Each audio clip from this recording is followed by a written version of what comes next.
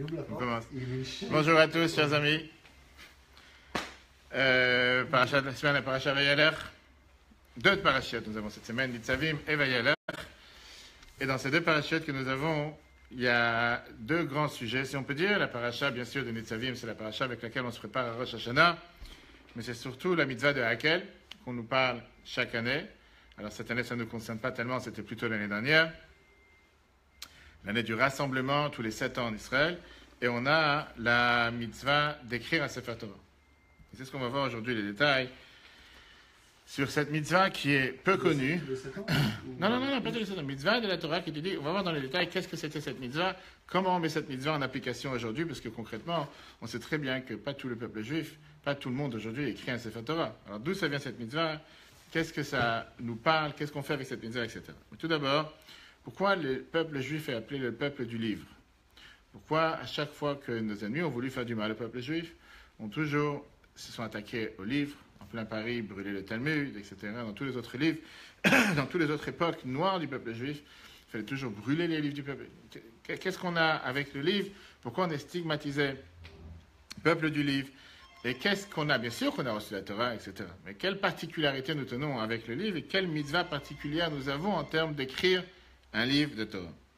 On va voir tout de suite que dans la paracha de cette semaine, Vayelech, la deuxième paracha, on a cette mitzvah qui est d'écrire un Sefer Torah. Si on demande à quelqu'un quelle est la mitzvah la plus chère dans l'histoire du peuple juif, sur les 613 commandements, il y en a qui vont te dire que c'est acheter une petite fille, il y en a qui vont te dire que c'est acheter un mariage, il y en a qui vont te dire que c'est donner la tzedaka, bien sûr qu'il y a la construction du temple, mais tout ça, ce sont des mitzvot, on va dire, globales, généreuses. Ce n'est pas une mitzvah qui dépend d'une seule personne. Quand je te demande une mitzvah qui dépend d'une seule personne en privé, la paracha de cette semaine dans Vayeler, chapitre 31, verset 19, il te dit la phrase suivante. Ve'ata et maintenant, Kitvu lachem, écrivez pour vous et Ashira Azot, cette chanson. Ve'limda et bene.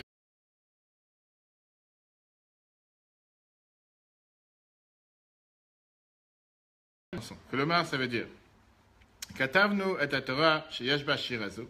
On a écrivez la Torah dans laquelle il y a cette chanson, la chanson de Hazinu. Le fit parce que She'en kodim et Torah parashiot, on ne peut pas écrire la Torah avec différents paragraphes. On écrit la Torah, on écrit de A à Z. Tu ne peux pas dire je prends tel livre ou je prends tel livre. Écrire la Torah, c'est la Torah en entier. Rambam continue. Même si quelqu'un, ses parents lui ont laissé un Sefer Torah que eux ils ont écrit, mitzvah lirtov mishelo, lui il a une mitzvah d'écrire son propre livre de Torah. Veim kadvo beyado, si tu as écrit un livre de Torah, un Sefer Torah, Keil ou Kiblo Misinaï, c'est considéré comme si tu l'as reçu du mont Sinaï. Continue Rambam. Veim eno yodea lirtov, si quelqu'un ne sait pas comment écrire, pas tout le monde est un sophère, pas tout le monde sait comment écrire un livre de Torah. Acherim kodvilo, des autres personnes peuvent écrire pour lui.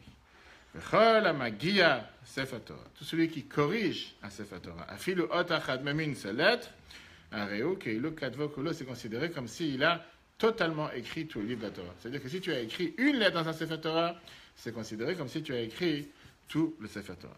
Viens Maïmonide, continue. Qu'est-ce que ça veut dire Sefer Torah chez Katav Tiani, le Sefer Torah que moi j'ai écrit? C'est dit que la largeur, de chaque colonne, de chaque page, c'est 4 doigts. Ça, c'est la largeur de chaque page. Si vous avez vu une fois dans le Sefer Torah, il y a les différentes colonnes qui sont écrites. Ça, c'est la minimum largeur. Après, il te dit, Shirat Hayam, la paracha Beshalach, Shirat Hazinu, la paracha de la semaine prochaine, en général, il y a une largeur, un espace entre les deux de 6 doigts. C'est beaucoup plus large. Ça veut dire que quand on regarde aujourd'hui le Sefer Torah, on voit par exemple, quand on lit la semaine prochaine, que les colonnes normales, on va dire, c'est une certaine largesse, on va dire, disons, 8 cm, 10 cm, et après, quand tu parles des deux autres parachettes, la largesse, elle est beaucoup plus large. 6 doigts. 2 doigts de plus que les autres. Très bien. Combien il te dit tu as de lignes dans chaque colonne? C'est pas que tu peux écrire comme tu as envie. Si tu as envie une fois d'écrire 20 lignes, 30 lignes, ça saute, ça rentre. C'est pas comme dans un document Word ou quoi que ce soit. 51 lignes par colonne. N'importe quel Sefer Torah, ça c'est les critères que Rambam a dit d'après la halakha. Combien de colonnes nous avons? Il te dit on a 226 colonnes au total dans la Sefer Torah. Quelle est la longueur de tout le Sefer Torah? 1366 doigts environ. Après, on va commencer à calculer, est-ce qu'un doigt, c'est vraiment, d'après la halakha et les critères, est-ce qu'un doigt, c'est la taille de 1 cm, 2 cm, dépend des doigts de personnes, des doigts d'Israël, etc. Maintenant, la question est la suivante. Combien de gens sur Terre font cette mitzvah? Combien de gens, réellement, écrivent d'abord un Sefer Torah, et s'ils n'ont pas écrit, ils achètent leur propre Sefer Torah? La majorité du peuple juif participe à un Sefer Torah, comme il vient de faire le Sefer Torah du 77, Sefer Torah du peuple juif, Sefer Torah de la communauté, Sefer Torah pour des parents. Et même quand des familles se mettent ensemble pour faire un Sefer Torah pour l'élévation de l'âme d'une personne, il n'y a pas chaque enfant il fait son Sefer Torah. En général, la famille se met ensemble pour acheter un Sefer Torah pour la famille. Ou les amis, ou même les familles éloignées, les cousins. Combien de gens réellement prennent cette mitzvah comme elle est écrite, et on va voir après pourquoi, et ils te disent, ben, on va faire un Sefer Torah. Imagine-toi un instant que dans une communauté, il y a 500 personnes, hommes, femmes, ou même si on va dire seulement hommes, mais disons hommes, femmes, et que chacun aurait fait cette mitzvah. Ça veut dire, tu n'as pas besoin d'avoir une salle pour mettre 500 Sefer Torah, qu'est-ce que tu vas faire avec? Alors tu vas dire au Kotel, tu as la chance d'avoir, je sais pas, 200, 300, 400 rouleaux de Torah. Le Kotel, c'est le Kotel, tu as des minyanim tous les 2 minutes et ça va dans tous les sens. Il n'y a pas longtemps, il y avait un juif russe d'Ukraine qui a offert 100 Sefer Torah, c'était il y a quelques années. Et ils ont fait la Chassat Sefer Torah avec 100 nouveaux Sefer Torah. Et aujourd'hui, tu les as. Quand tu vas au Kotel, quand tu as le côté des hommes, tu as un côté qui est sous, qui est sous la muraille. Quand tu rentres dedans, à l'intérieur, tu rentres dans une autre pièce, que les 4 murs, c'est un Aaron HaKodesh. Et tu vois, il y a plusieurs montants. Quand tu ouvres chaque porte, dans chacune, il y a des dizaines de livres, etc. Te dire que chaque livre qui est là-bas, il est vraiment utilisé chaque jour. Ok, après, c'est comment les gens les utilisent et tout, surtout que là-bas, il faut les rentrer. Il les laisse pas. Oui, bien sûr qu'ils vérifient. C'est pas quelque chose qui est fait en une journée, en un claque de doigts, mais je veux dire, et là-bas, ils ont l'habitude de ne pas laisser traîner sous le Kotel quand il n'y a pas la Sefer Torah, pour la pluie, pour les saletés, que ça rentre à l'intérieur, après ils le ressortent à l'extérieur, bref. Comme on sait. Alors, la majorité des gens qui participent, comme on a dit. Familial, communauté, voir comme on a fait le 80-77, tout le 77, on essaie de réunir le maximum de personnes, donner la possibilité au maximum de personnes de se réunir, etc. Et il y en a qui vont te dire qu'on n'a jamais fait cette mitzvah, parce que voilà, le prix, c'est un prix quand même important. Ça peut varier entre 20 jusqu'à 50, voire 80 000, et tout dépend des différentes qualités, les différentes tailles, et pas forcément chacun peut faire une telle chose. La question numéro 1 qu'on a, est-ce que vraiment le prix doit nous empêcher de faire une mitzvah? Mais ce qui nous dérange le plus, c'est que la majorité des tzadikim, des justes du peuple juif, n'ont pas fait cette mitzvah. Et pourtant, c'est fait partie des 613 commandements. Donc si c'est une mitzvah réellement que chacun de nous doit faire, parmi les 613 commandements. Ça, c'est une des réponses qu'on donne à chaque fois. Comme quoi, il y a beaucoup de mitzvot qui sont écrits, qui ne sont pas forcément faites pour chacun d'entre nous. Il y a des mitzvot pour les hommes, des mitzvot pour les femmes, des mitzvot pour Kohanim, des mitzvot pour un Lévi, des mitzvot pour Israël, des mitzvot pour Shabbat, des mitzvot pour les fêtes. Donc, ça veut dire, au moment précis où tu parles, tu n'as pas la possibilité de faire 613 commandements. Ça dépend. Après, n'oublions pas qu'une grande majorité des commandements, c'est des commandements qui sont faits au temps du temple, et pas des commandements qui sont faits pour nous aujourd'hui. Comment se fait-il que beaucoup n'ont pas fait cette mitzvah? Telle est la réponse. Ça veut bien dire quelque chose. Tu vois qu'à travers toutes les générations, beaucoup de maîtres du peuple juif n'ont pas mis cette mise en application. Plusieurs réponses. Pour comprendre ça, il faut d'abord comprendre quelle est la mitzvah d'écrire un Sefer Torah ou d'acheter un Sefer Torah. Qu'est-ce qui se cache derrière? Et est-ce que j'ai une possibilité de la remplacer par autre chose? Et est-ce qu'aujourd'hui on peut faire cette mitzvah à travers autre chose? Et c'est la raison pour laquelle on ne voit pas que chacun aujourd'hui fait une telle mitzvah. D'abord, où est la mitzvah? Quand tu lis dans le texte, qu'on a lu dans la paracha de cette semaine. Maintenant, écrivez pour vous cette chanson en parlant de Hazinu. Enseignez-la au peuple juif, afin que ce soit comme un témoignage pour le peuple juif. Est-ce que dans cette phrase, la Torah nous dit clairement quel est le but de la mitzvah? Qu'est-ce que je cherche? Pourquoi on demande aux gens d'avoir un Sefer Torah? Pour l'apprendre et pour que ce soit comme un témoignage pour le peuple juif. Ça veut dire en 2 mots. Écrire un Sefer Torah pour qu'il soit mis dans l'armoire en décoration, ça sert absolument rien. Aujourd'hui, tu as le musée de la vieille ville juive, le vieux quartier juif de Prague, côté de la synagogue du Maharal, etc. Là-bas, tu as un musée juif où tu as des Sefer Torah ouverts, qu'ils ont pris de ce qu'ils avaient des centaines d'années, et qui sont en décoration sous vitrine, et comme ça, tous les gens qui viennent visiter le musée, ils regardent des Sefer Torah. Mais est-ce que ça, c'est le but d'un Sefer Torah? Est-ce qu'un Sefer Torah, il est fait pour être en vitrine? Est-ce qu'un Sefer Torah, il est fait pour être mis dans un placard? Ou comme malheureusement, des fois, certaines personnes se disent, on va mettre un Sefer Torah en plus, dans une synagogue, il y en a déjà 5, 10, 15, 20, on va en faire encore en plus. Et qu'est-ce que tu vas faire dedans? On va lire dedans une fois par an. Ça sert à quelque chose. Est-ce que ça, c'est le but? Ou est-ce que le but d'un Sefer Torah, c'est totalement autre chose? La réponse, heureusement quelqu'un, tu vois. La réponse, elle est, quand la Torah te dit que vous écrivez un Sefer Torah, et pour l'enseigner au peuple juif, l'imda ben Israël, ça veut dire que la Torah, elle te donne clairement la définition, que le but du Sefer Torah, c'est pas pour l'écrire. C'est pas une mitzvah d'écrire. C'est une mitzvah d'apprendre dans Sefer Torah, pas qu'il reste dans l'armoire. C'est-à-dire que Dieu, il veut qu'on fasse de ce livre, pas seulement quelque chose d'écrit, pas quelque chose d'oral, mais que quand on apprend la Torah, on l'apprend à travers un livre. Et c'est vrai que quand tu remontes il y a quelques centaines d'années en arrière, on n'avait pas les livres de Torah que nous avons aujourd'hui. Tout le monde apprenait à partir du rouleau de la Torah. C'est ce que les gens ils apprenaient.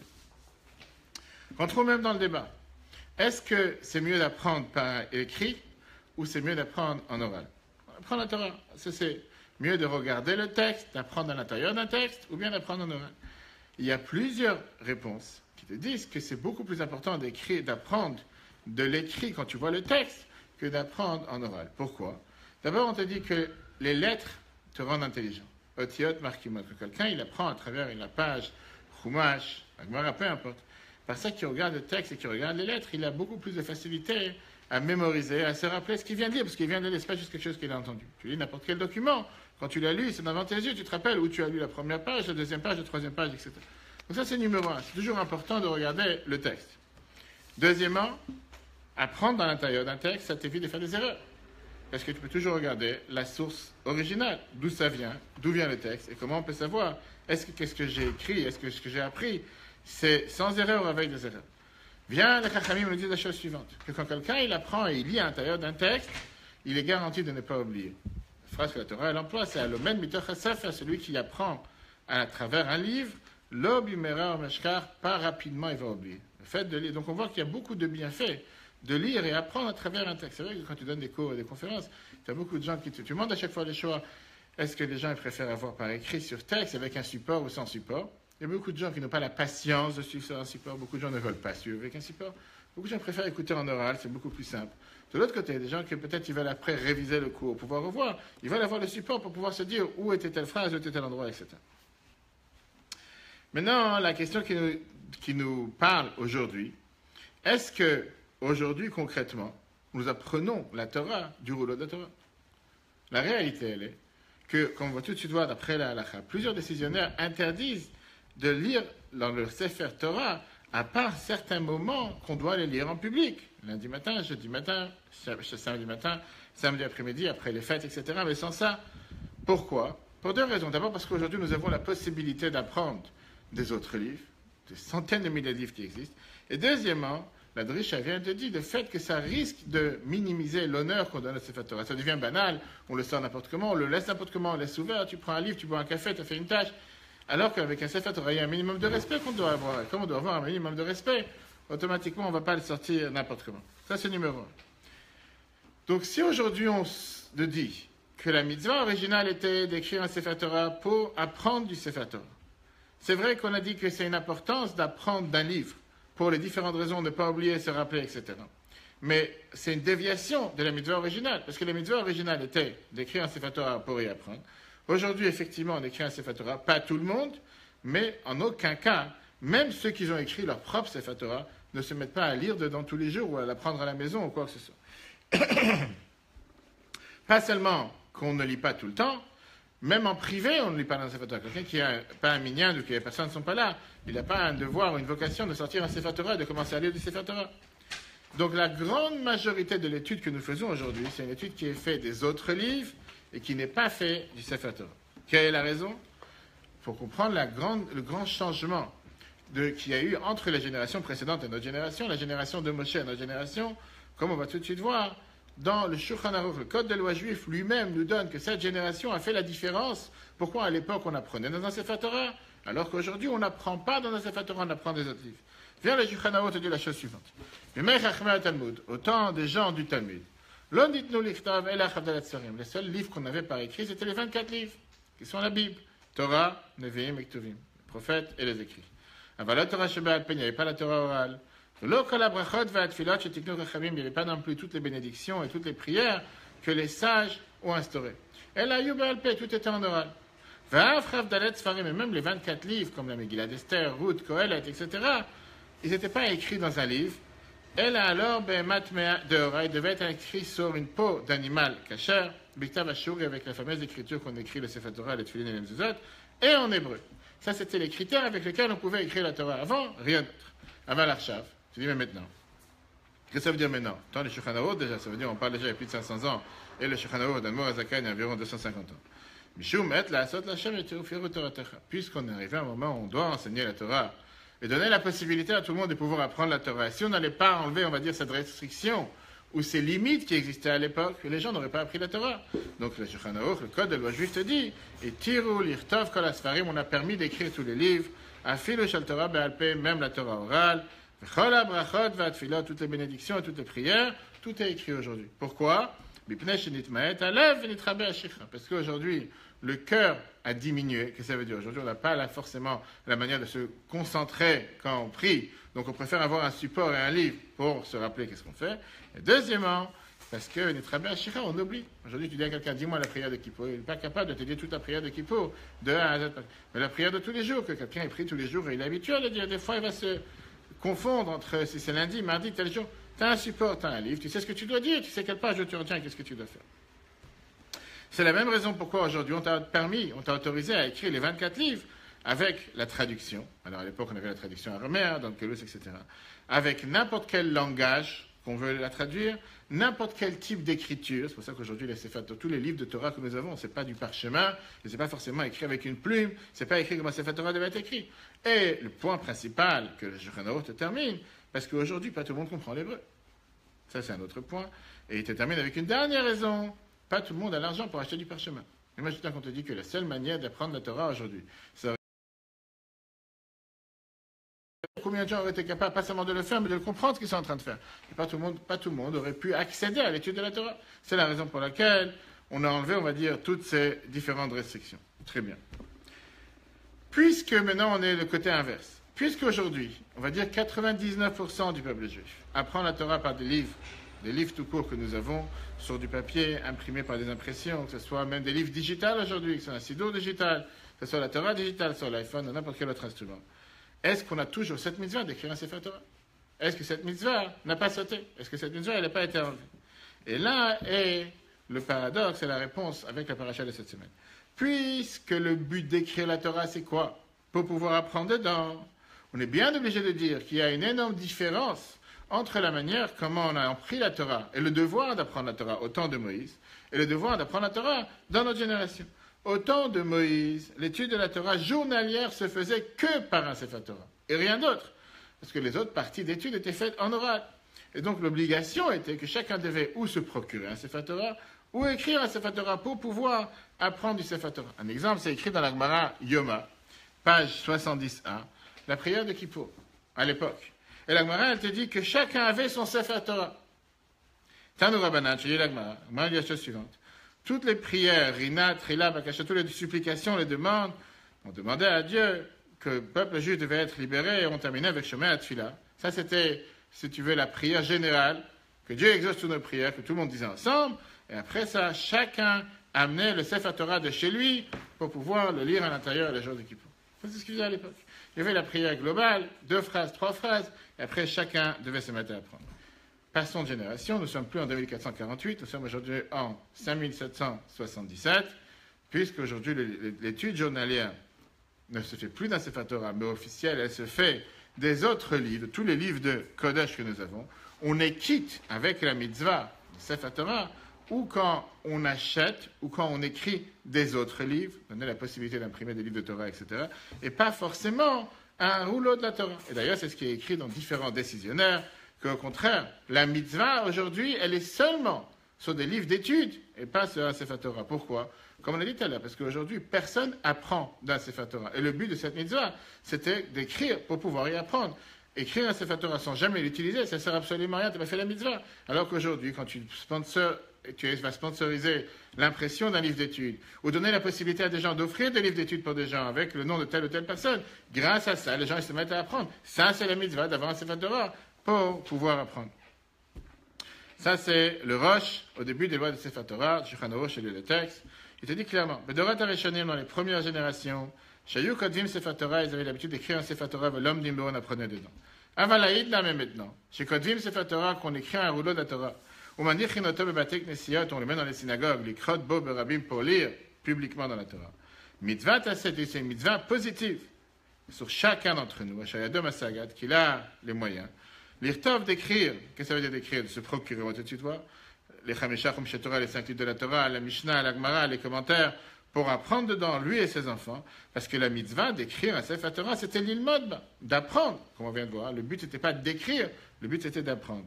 Que des comme c'est écrit, Velamdad, Ben Israël apprend, enseigne le peuple juif, Sima Befiem, pour qu'ils aient la Torah dans leur bouche. La Chen, termine le Shulchan Aruch, le Rosh, et même Asfarim, ça sont les livres chez Adam et sauver le Kodvan, que quelqu'un a le devoir d'écrire. Donc encore une fois, si on fait un résumé de la différence de ce qui s'est passé à l'époque et ce qui s'est passé aujourd'hui, à l'époque, c'est vrai qu'il y avait le devoir que chacun doit écrire son Sefer Torah. Aujourd'hui, la mitzvah, elle est par ça que chacun, il a ses livres de Torah sur lesquels lui-même il apprend, les livres de Torah qui sponsorisent pour que les gens puissent les imprimer, ou qui l'offrent dans une synagogue, ou qui l'offrent dans un endroit, et grâce à ça, il donne la possibilité qu'on puisse apprendre la Torah. Très bien. Néanmoins, on ne peut pas dire que la mitzvah de la Torah, c'est une mitzvah qui change. Parce qu'on sait très bien que la Torah nous dit que la Torah est éternelle. Si la Torah te donne une mitzvah d'écrire un Sefer Torah à la fin, afin d'apprendre, même si, avec 2000 ans, 3000 ans d'histoire, les choses ont changé par la manière comment nous faisons les choses, on ne peut pas dire que cette mitzvah, c'est une mitzvah qui est totalement abandonnée, totalement oubliée. Et la réponse, elle est, puisque Rambam lui-même, dans les bases des fondements, dans les fondements de la croyance juive, te dit que la Torah ne pourra jamais changer, alors on est bien obligé de dire que la mitzvah originale n'était pas d'écrire un Sefer Torah, mais c'était d'écrire des livres dans lesquels on va apprendre. Seulement à l'époque, les seuls livres qu'ils avaient, c'était un Sefer Torah. Aujourd'hui, les livres que nous avons sont beaucoup plus qu'un Sefer Torah. Donc nous avons la possibilité d'écrire beaucoup d'autres livres à part un Sefer Torah. Néanmoins, avec tout ce qu'on vient de dire, quand on a l'habitude d'apprendre du Sefer Torah, par exemple, quand on lit la Torah le Shabbat, on sait très bien qu'on a besoin d'avoir un minyan, d'avoir un tzibur, une communauté pour pouvoir lire. Puisque nous avons le devoir d'écrire ou d'apprendre ou d'acheter les livres dans lesquels nous apprenons, la Torah te dit que la communauté a un devoir d'acheter un Sefer Torah afin de donner la possibilité à la communauté d'apprendre dans ce Sefer Torah. Mais ce n'est pas une obligation sur chaque individu. En termes de communauté, une communauté a un devoir d'avoir un Sefer Torah pour pouvoir apprendre du Sefer Torah, puisque c'est une mitzvah qu'on le fait en communauté quand on a un minyan, mais c'est-à-dire qu'il y a un mitzvah, il y a un commandement sur chaque individu d'avoir son propre Sefer Torah, non? Ça n'a jamais existé, et pas de nos jours non plus. Et d'ailleurs, c'est déduit du verset même qu'on a vu dans la paracha, Ve'ata, et maintenant, quitte-vous lachem, écrivez pour vous. A priori, si c'est quelque chose qui doit être privé, si c'est quelque chose qui doit être pour chaque individu, pourquoi la Torah, elle te dit, écrivez pour vous? Ça doit être fait comme si c'est communautaire, comme si c'est quelque chose de pluriel. La réponse, elle est parce que c'est la communauté qui s'en charge de faire un Sefer Torah pour tout le monde. Et automatiquement, chacun a participé avec ce Sefer Torah. Le fait que la communauté est formée de plusieurs individus, chaque individu qui est dans la communauté a une partie du mot communauté en lui, et donc automatiquement, le Sefer Torah lui appartient au même moment qu'il appartient à toute la communauté.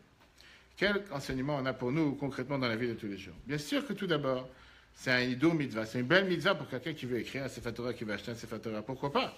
Il y a des gens qui le font, il y a des gens qui font ça pour leur anniversaire de mariage, il y a des gens qui font ça pour la bar mitzvah de leur enfant, pour la mémoire d'un parent, et pourquoi pas? C'est une mitzvah, c'est pas une mitzvah, c'est une belle mitzvah, pourquoi pas? Néanmoins, comme on a dit, d'après les décisionnaires de notre génération, c'est pas la mitzvah qu'on parle dans la paracha de cette semaine, c'est une mitzvah en plus. Avoir des livres de Torah, écrire des livres de Torah, et si quelqu'un veut écrire et acheter un Sefer Torah, une embellie de la mitzvah en plus, qui ne diminue pas du reste, qui sont de fait d'avoir tous les autres mitzvahs. Mais puisqu'aujourd'hui on a cette mitzvah qui existe, comment on met ça en application dans la vie de tous les jours? De deux manières. D'abord, la campagne que la Bible avait lancée en 81, pour les enfants surtout, et après pour tous les peuples juifs, que chacun ait sa propre lettre dans le Sefer Torah communautaire. Le Sefer Torah général, à l'époque, c'était de réunir tous les enfants juifs du monde entier, par ça que chaque enfant, garçon avant Bar Mitzvah et fille avant Bat Mitzvah, ait une lettre qui est écrite dans la vieille ville de Jérusalem, dans les livres qui sont écrits là-bas pour les enfants. Ça a commencé en 1981. Aujourd'hui, nous en tenons déjà à la fin du 7e livre. C'est-à-dire, il y a 6 livres qui ont été écrits, 304 805 000 lettres par livre. Tu fais les comptes. 7 fois 304 000 lettres, ça fait environ presque 1,5 million d'enfants qui sont aujourd'hui réunis du monde entier. Et l'importance, Rabbi disait, c'est que de la même manière qu'un Sefer Torah, s'il manque une lettre, le Sefer Torah n'est pas cachère. Par ça que les enfants du peuple juif du monde entier sont réunis dans le Sefer Torah. Automatiquement, tu as une lettre qui appartient à un enfant en France, une lettre à un enfant en Israël, l'autre lettre à un enfant en Amérique. Et les enfants juifs du monde entier sont tous réunis à travers ce Sefer Torah pour leur protection et leur sécurité. Chaque fois qu'on avait été présent, que des enfants avaient des problèmes de santé ou ils demandaient une bénédiction, la première des choses que Rabbi demandait, est-ce qu'il a déjà été inscrit dans le Sefer Torah? Pourquoi? Parce qu'on sait qu'un Sefer Torah, quand il manque une lettre, il n'a plus de valeur. Pareil, un enfant juif, quand il est attaché avec tous les enfants juifs du monde entier, il est garanti d'être protégé. Ça, c'est numéro 1. Deuxièmement, on a la fameuse devoir d'avoir une maison remplie de livres juifs. Tu vas chez un avocat ou tu vas chez un notaire ou quoi que ce soit, tu es en général dans leur bureau, s'ils veulent avoir une belle photo, ils vont te mettre des dizaines de livres derrière eux, peut-être qu'ils n'ont jamais ouvert, peut-être c'est juste une photo Photoshop pour faire en sorte qu'ils ont 20 ou 30 livres derrière eux, pour au moins ils sont versés dans ces livres qu'ils n'ont jamais ouverts, qui sont pleins de poussière, mais au moins ils ont des livres derrière eux. Viens, la Torah te dit, on a le devoir d'avoir des maisons remplies de livres d'études, remplies de livres de Torah. Pas pour la galerie, pas pour avoir une belle photo, mais pour apprendre dedans. Regarde ce que la Bible dit dans la paracha de cette semaine. L'importance, comment chaque juif doit avoir dans sa maison des livres juifs, des livres de Torah, et avoir ce qu'on appelle une maison remplie de livres. Si quelqu'un il a une toute petite maison, il n'a pas d'emplacement, au moins avoir la base qui sont des livres de prière, Chumashim, Tanakh, la Bible, Mishnayot, des livres de loi juifs. Pourquoi? Afin de pouvoir apprendre. Il dit, même si quelqu'un au départ il se dit je vais jamais m'ouvrir, le fait que quelqu'un il a des livres chez soi à la maison, il va être amené à sortir le livre et à vouloir apprendre.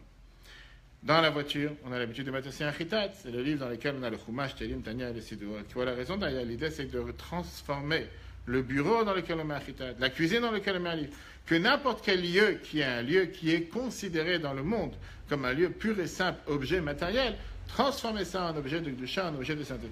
Et c'est la raison pourquoi on apprend la Torah pas seulement à la maison, mais même dans le bureau.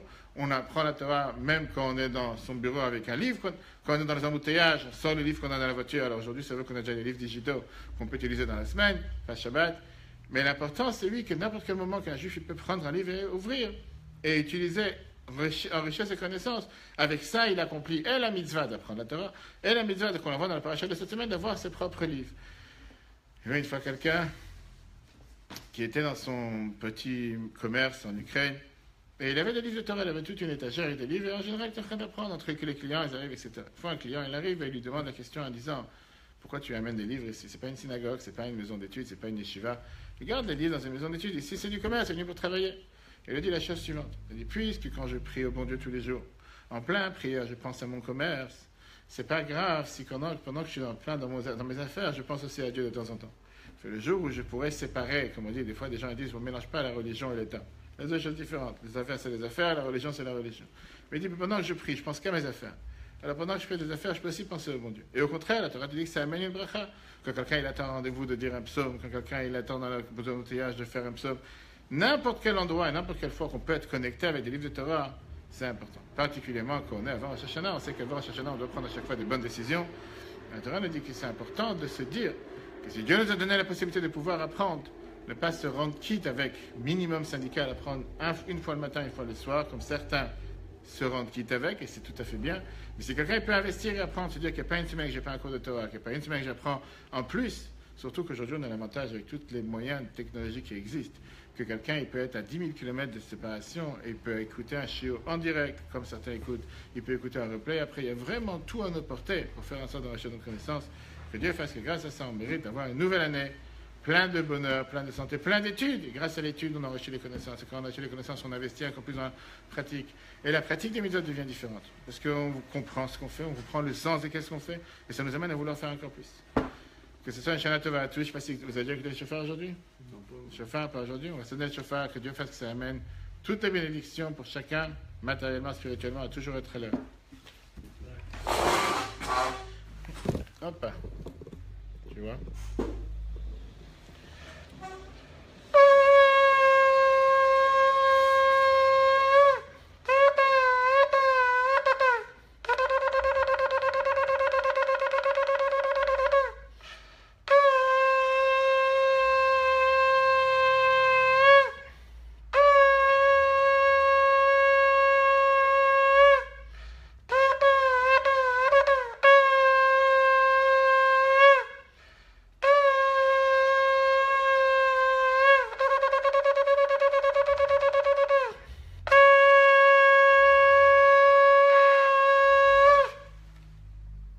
Shana Tova.